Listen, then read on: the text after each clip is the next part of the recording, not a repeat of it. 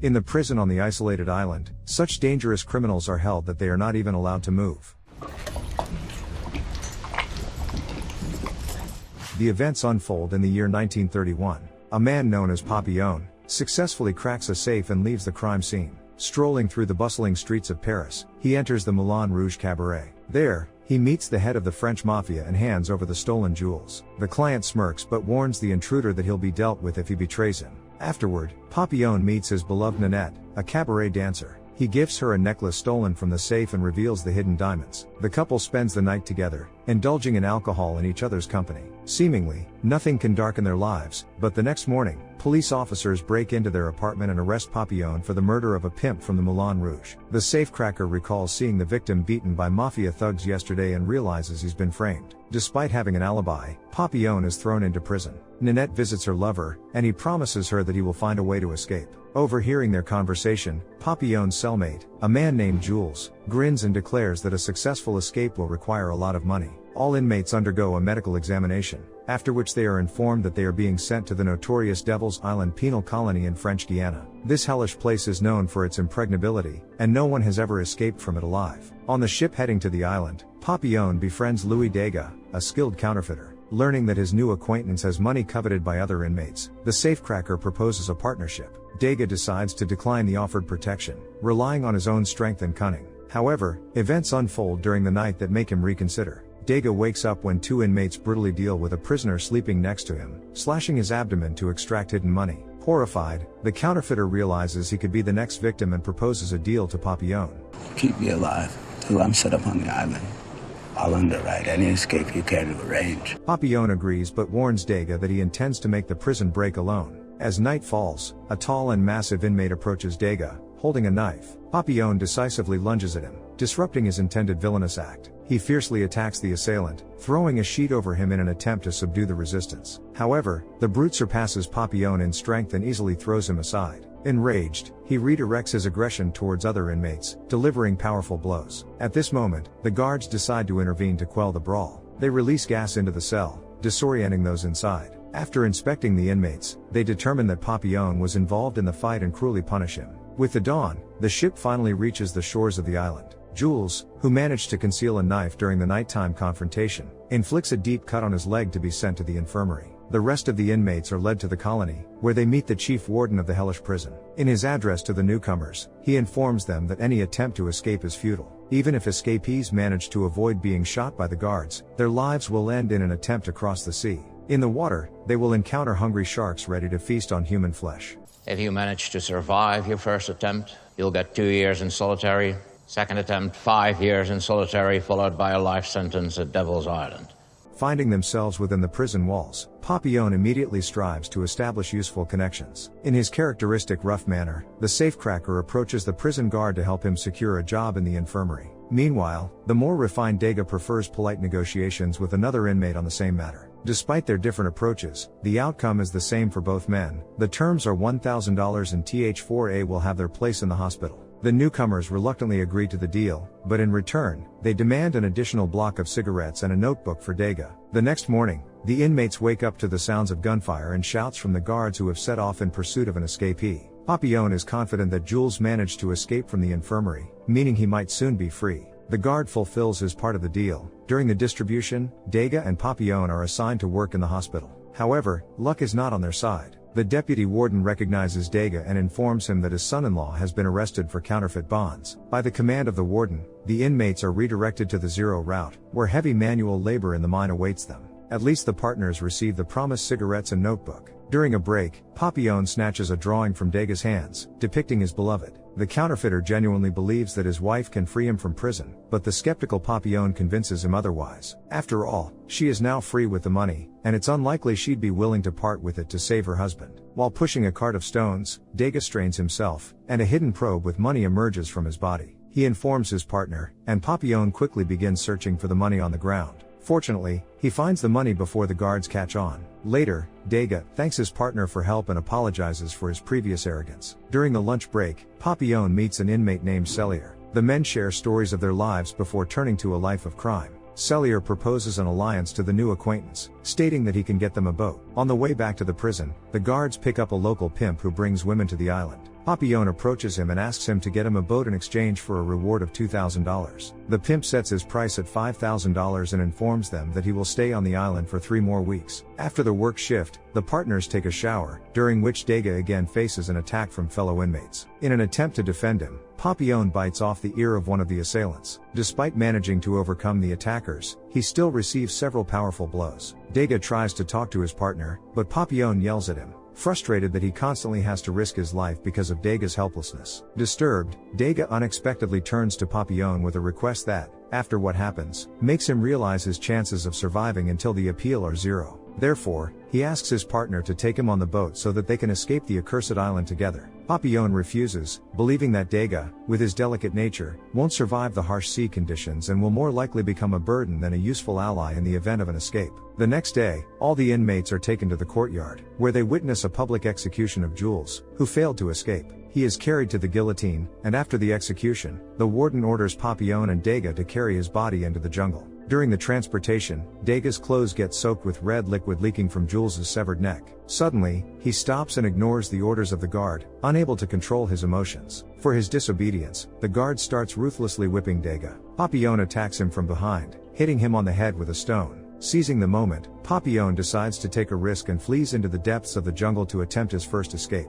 The guards embark on a pursuit of the escapee, while the crying Dega is returned to prison, where he remains utterly defenseless. As darkness falls, Papillon reaches the shelter of the pimp by the river. He implores the prisoner to get him off the island, promising a generous reward once they reach Paris. However, his request only evokes laughter from the interlocutor. Suddenly, armed guards emerge from the thick jungle, surrounding Papillon on all sides. The pimp, with an ironic smirk, declares that no matter what reward is offered to him, the warden is willing to pay twice as much for the return of the fugitive. Papillon is brought to the chief warden of the prison, who tells him about the impending punishment. The escapee will be transferred to another island, where he will spend 2 years in solitary confinement. The primary goal of such punishment is to break the will of the convict and crush any hope of escape. Isolated, Papillon faces the weight of his fate but strives to maintain a clear mind. After a few days of hunger, an astonishingly large portion of rations is brought to him, which he eagerly devours. Later, the guard he recently attacked with a stone visits Papillon's cell. Seeking revenge, the guard brutally beats the prisoner and mockingly predicts that he won't survive until the end of his sentence. Despite the threats and cruel blows, Papillon merely smiles and puts his finger to his lips, hinting at the demand for silence during solitary confinement. Irritated by his reaction, the guard leaves the cell, believing that the prisoner is starting to lose his mind.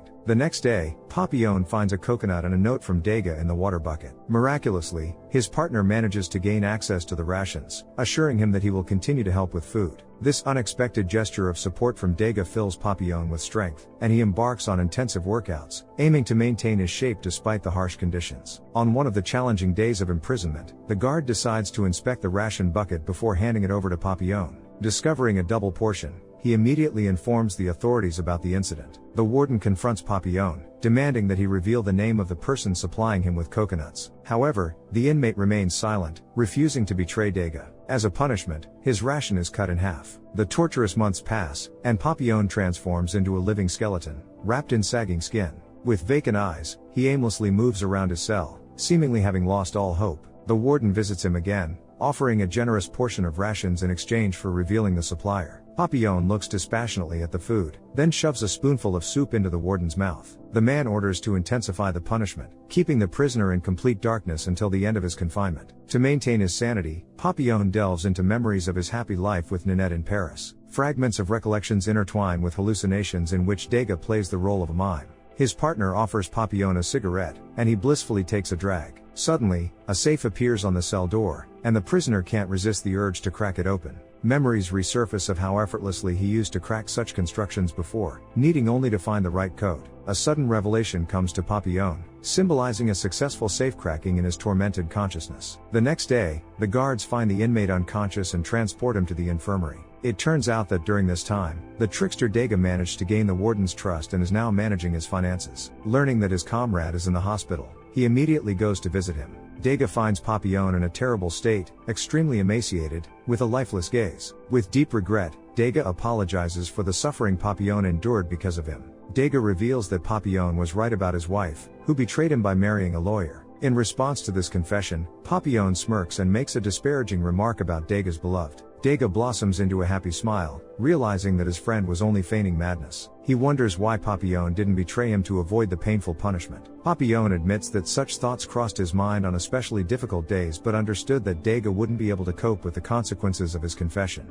He tells his friend that he intends to radically change his life if they manage to escape from the island. Dega informs Papillon about the upcoming visit of local politicians to the prison on the next Sunday. The warden plans to host a grand reception for them and screen a movie in the prison yard, leading to an increase in security around the guests at the expense of weakening the prison's perimeter. This event provides an excellent opportunity for an escape. Papillon suggests enlisting the support of Charriere, as he has the necessary connections to procure a boat. Suddenly, Papillon pushes Dega away and, with a crazed look, orders him to leave. Playing along, his friend instructs the guards to calm down the agitated prisoner. Papillon is given tranquilizer pills, which he discreetly conceals. During the night, Papillon discreetly leaves the infirmary and witnesses a guard harassing a fellow inmate. Waiting until the inmate is alone, Papillon approaches him with an offer. He tells Charriere about the escape plan and promises a spot on the boat if he helps distract the guard on Sunday evening. Meanwhile, Dega involves Charriere in the plan, who deliberately injures himself to get into the infirmary. The conspirators gather to discuss the plan,